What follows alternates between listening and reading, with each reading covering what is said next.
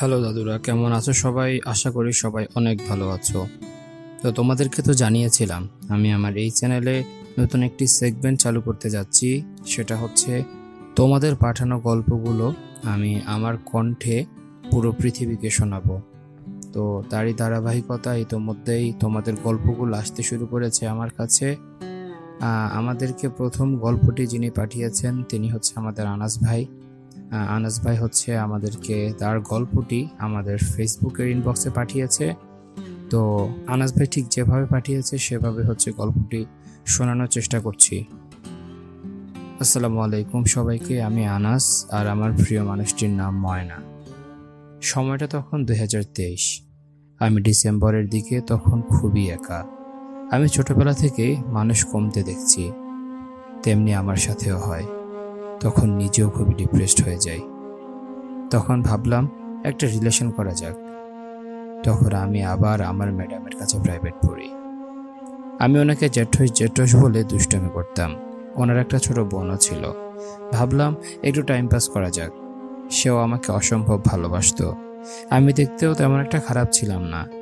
দেখতে শুনতে আমি সব দিক দিয়ে পারফেক্ট ছিলাম। সেও আর জোরাজুরি করলো না। তার সাথে দুষ্টুমি করতে করতে তাকে আমার এফবি আইডিটাও দেই। প্রথমে আমি তাকে নিয়ে একদমই সিরিয়াস ছিলাম না, তবে সে হয়তো আমাকে নিয়ে অনেক সিরিয়াস ছিল। আমাদের রিলেশনটাও ভালো যাচ্ছিল। আমি প্রায় তাকে বলতাম, আমাকে কি ছেড়ে যাবে না তো? তবে সে বলতো, না, যাব না, কখনো তোকে ছেড়ে যাব না। সে মূলত আমার 3 বছর সিনিয়র ছিল। সে আমার বয়সেও বড়। তবে আমি ভাবতাম না সে আমাকে ভালোবাসে, মানে আমিও তাকে ভালোবাসি। আমি আস্তে আস্তে তার উপর কেমন জানি আসক্ত হতে শুরু করলাম। আমি তাকে প্রায় সময় আই লাভ ইউ সামথিং অনেক কিছুই বলে রাখতাম। সে বলতো, এইগুলো বলে লাভ নাই, যে ভালোবাসে সে এমনি মন থেকে বাসে। তবে আমি আস্তে আস্তে তার উপর আসক্ত হতে থাকি, তবে তাকে কখনোই বুঝতে দেইনি। তেমনি ভালোই চলছিল সব কিছু। তারপর সে বলল, আমি তোকে হালাল করে পেতে চাই, হারাম আমি চাই না। আমরা জিএফবিএফ হলেও আমরা দুজনকে দুজনই তুই করে বলতাম। আমি বলি, ঠিক আছে, আচ্ছা আমি দেখি। তারপর আমি আমার আম্মুকে বিষয়টা জানাই। আম্মু না করে দেয়। আমি আম্মুর সাথে অনেকদিন রাগ করে কথা বলিনি। তবে আমি তাকে হারানোটা অনেক ভয় পেতাম। আর এর মধ্যে আমরা প্রায় অনেকবার একে অপরকে ছেড়েছি, দূরে থাকার চেষ্টা করেছি, কিন্তু আমরা ব্যর্থ হলাম। তবে আমি তাকে বিয়ের আশ্বাস দিলাম। তারপর প্রায় আমরা দেখা করতাম। সে আমার বাসার পাশেই থাকতো। এমন করতে করতে ঈদ চলে আসে। সে আমাকে না বলে গ্রামের বাড়ি চলে যায়। জিনিসটা আমার কষ্ট লাগলেও তাকে কখনো বলিনি। তার ভাইও তার পরিবারে আমার সাথে কথা বলার বিষয়টা জানিয়ে দেয়। তারপর আমরা কিছুদিন কথা বন্ধ রাখি। তারপর সে আবার আমাকে মেসেজ দিয়ে বলে, আমি তোকে ছাড়া থাকতে পারবো না। আমরা প্রায় দেখা করতাম। দুজনই দুজনের উপর এক প্রকার আসক্ত হয়ে পড়ি, অসম্ভব ভালোবেসে ফেলি। তবে আমি তাকে সবসময় হালাল করে পেতে চাইতাম, কারণ আল্লাহ কুরআনে বলেছেন, তোমরা বিবাহ বন্ধনে আবদ্ধ হয়ে যাও, জেনার ধারে কাছেও যেও না। সেইটা আমি তাকে প্রায় বলতাম।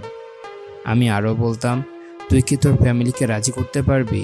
আমাদের সম্পর্কের কথা বলতে পারবি সবার সামনে? আর কি বলতে পারবি আমাকে বিয়ে করবি? সে প্রথমে ভয় পেলেও পরে বলতো, হ্যাঁ পারবো। তখন আমিও খুব খুশি হতাম। এমনি কেটে যায় 6 মাস। একদিন আমি তাকে বলি, আমি আর 3 বছর পর তোকে বিয়ে করব। বিয়ের জন্য আমার বয়স ছিল তুলনামূলকভাবে খুবই কম। আমি বললাম, আমার ফ্যামিলি মেনে নিবে। সেও বলল, তুই বলে দেখ। আম্মু প্রথমে না করে দেয়। তারপর কয়েকদিন অনেক ভেঙে যাই। আল্লাহর কাছে প্রত্যেকটা সেজদায় তাকেই চাইতাম। পরে ভাবলাম আমি কিছু একটা করব, কিন্তু আমার তখন কিছুই করার ছিল না।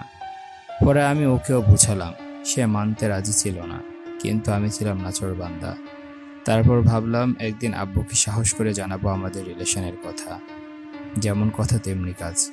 একদিন একা ছাদে গিয়ে আব্বুকে বলে ফেলি। আব্বু ঠিক একই কথা বলে। তারপর আমি তাকে সবই জানাই। সে এসব শুনে আর সহ্য করতে পারে না। সে বলে, আমি আর কথা বলবো না। তবে আমি রাখতে পারলাম না আমার কথা। ক্ষমা করে দিও প্রিয়। জানি না তোমার জন্য আমি কেমন ছিলাম। হয়তো উপরওয়ালা তোমার জন্য আমার থেকে ভালো কিছু রেখেছে। জীবনে আর যাই করি, তোমার জন্য আমার মায়া কখনোই কমবে না। দোয়া করি ভালো থেকো। তুমি আমাকে ভালোবাসো আর না বাসো, তোমাকে আমি কখনোই ভুলবো না। তোমাকে আমি একতরফা ভালোবেসেই যাব। এত কথার মধ্যে মনে পড়ে পদ্মজ উপন্যাসের আমির হাওলাদার আর পদ্মজার কথা। তারা দুইজন রূপকথার গল্প হলেও আমি এই কথাটি সত্যি বলছি, পরপারে দেখা হলে আমি আবারও তোমার পিছু নেব। তোমাকে দেখার তৃষ্ণা আমার কখনোই মিটবে না প্রিয়। ইতি, তোমার পাগল।